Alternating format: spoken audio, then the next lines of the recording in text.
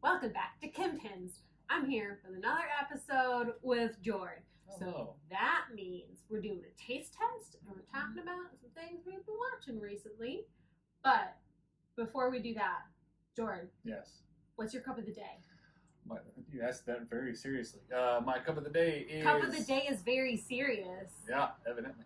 So, for those of you that don't know, I'm a native Houstonian, H-Town, stay down. This is a Carbach Brewing Cup. Carbach Brewing, it's a brewery located in Houston, and it has the Hopadillo, Love Street, Staycation, and Weekend Warrior labels surrounding it. So, solid brewery, and it's a pretty fine cup.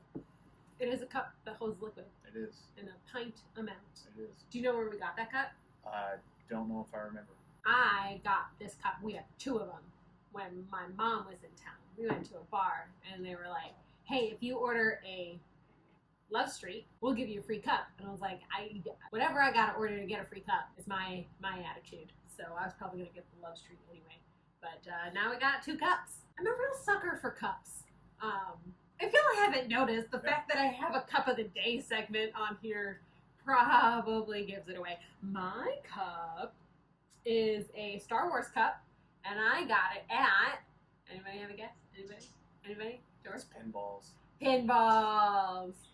Which makes this like my third or fourth cup from Pinballs, so just furthering the cup issue there. Yeah, it's a thermal cup, and it's got the Star Wars poster on it, and it's got all the peoples. I love it. It keeps my beverages hot. It keeps my beverages cold. What more could you ask for? You know? Yeah. And today, the recipe that I tried out was cake donuts from Pinterest. And I don't know if you can tell by the color, the frying process is kind of where this started to go downhill for me. The dough was very easy to bring together. I rolled these too thin. They are supposed to be a half inch, and this is not a half inch. So, Mom, if you're watching, those rolling pins that have like little stoppers on the side, and you can be like, I need a half inch. You put your little stopper on there. That's pretty ingenious.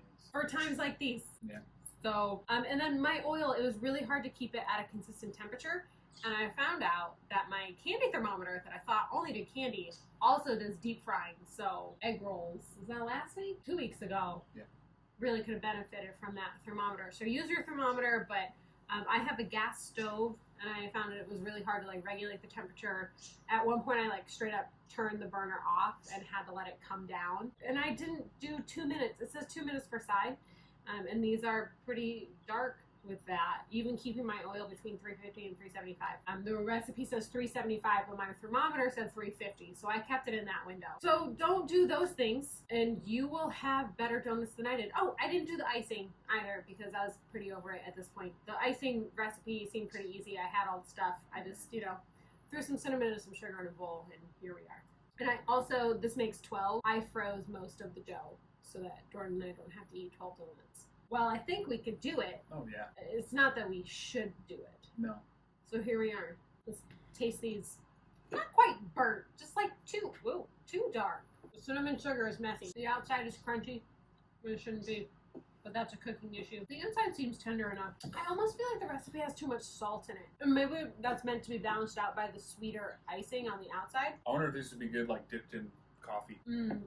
Soften them up a little bit, We'll see how they go over with the kids for Donut Sunday. I'm like in no rush to go fry more donuts. It was okay. We can keep time to make the donuts a figurative expression in this In house. our house, yeah. You know. Yeah. You know what it's time for? Time to talk about what we've watched Yes. this week, Yep. which was Framing Britney.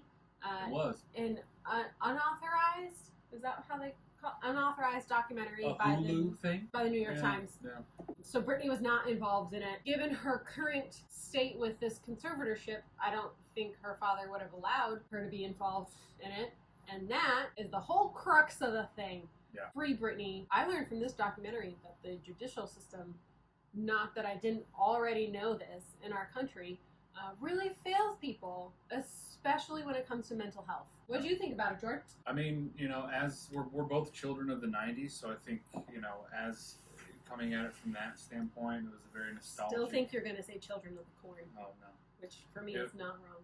It was a very nostalgic watch as far as all that stuff's concerned, but but it was also really infuriating I didn't really know. I didn't know about the Free Britney thing before this documentary came out. Living under a rock. Evidently, and I didn't know about the sole conservatorship. Just the fact that like someone could have that power over somebody. So Even yeah, stricter, like I don't think they're supposed to. Like that's designed for elderly or like people who cannot at any point make their own decision. And it's like I don't think that as a functioning adult who goes through a tough time, like okay, think about this: Britney in 2007 going through a divorce. That's already hard. She's got 2 young kids, and the paparazzi is constantly on her, and the news and the media, and every single thing she does is scrutinized, and she's got like the wrong people around her. That I think it was after the divorce, after she lost custody of her kids, there was this guy that was like her manager.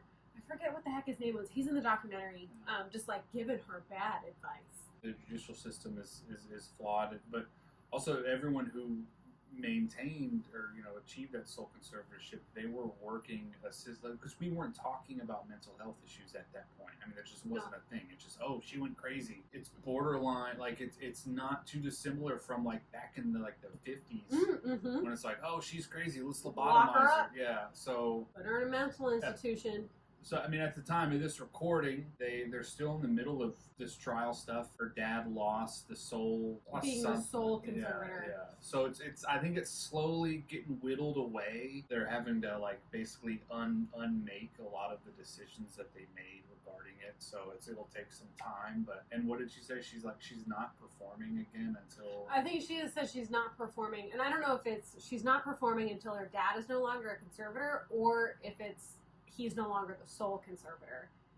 And I think if you are not capable of making your own decisions, then you are not capable of having a Vegas show and going out on tour and doing all the stuff that's making your conservatorship money. At one point, it's like the lawyer that was originally on it with her father, he started making a petition to change the terms of the payments and saying it's like a money-making enterprise. It's like, no, a conservatorship, it should not be making you money at any point. It is to care for someone who cannot care for themselves. Right. And I do, the only point that, and I think this is what they latched onto and where it got so out of control is part of the conservatorship is if you feel an adult can be under undue influence with their money to be duped into giving it away or giving it to someone else. And I feel like with this weird manager guy, she was kind of in danger of that, but it's get your daughter help. Help your child. And from the way that the documentary lays it all out, her and her father never had a super close relationship. But who knows what the actual truth is? Any documentary can spin things in the way that they choose to tell the story. So I just go into it with a little bit of skepticism. But there's too many people who have come out close to her being yeah, this is it. And even within Framing Britney, they cut to a clip where MTV had done a documentary on her that she participated in with her dad, or shortly after the conservatorship was established, and she's crying and being I feel trapped. She's really upset and was I feel trapped with this conservatorship, and they were specifically talking about that. So it's upsetting. Something that's not upsetting is our dogs. Please excuse any dog noises. Anytime we film together, they just want to be with us. They're a little bit attached. So, they are. Just, that's Framing Britney. Go watch it. It's very interesting. It was very interesting to see, living through that and seeing how the tabloids were portraying her and all the news stories about her, having that experience in real time versus, how we view it now. And it just makes me really mad, too. And I feel like there's still, the media is still trying to do this to young females who are famous.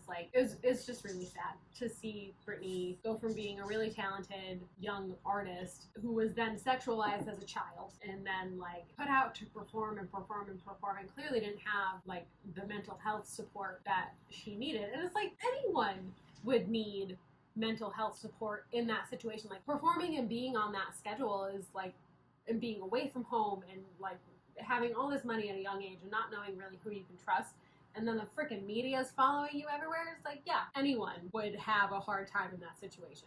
Interesting. It was disheartening, but I do think there is hope with the Free Britney movement and with the moves that she's making on her own. So yeah, go watch it. It was enlightening as a millennial. Go watch it, fellow millennials, if you're watching. With your hair parted to the side. Or the center. I don't. Can't we just let people be happy? You know? Apparently not. So yeah. Check it out. Check it out. Try some donuts. Educate yourself. Yeah. Watch out for the pitfalls that I fell into with my donuts. But that's what this channel's here for, you know? Learning. Learning together. Yeah. Ooh, I feel like we need a theme song for when Jord is here. Jord is here. Yeah. Watching shows. Woo. And movies. Hey. Jord is here. Woo. I'll work on it. I just want that to be my theme song every time I walk in to a room. I think that'd be pretty cool. I'll work on it. Thank you. Any final thoughts? Free Britney. And also subscribe. Yes. And like this video. Subscribe, share it far and wide, and take care of yourselves. And don't let your oil be too hot when you're trying to deep fry things. Yeah. Thank you so much for watching. Bye.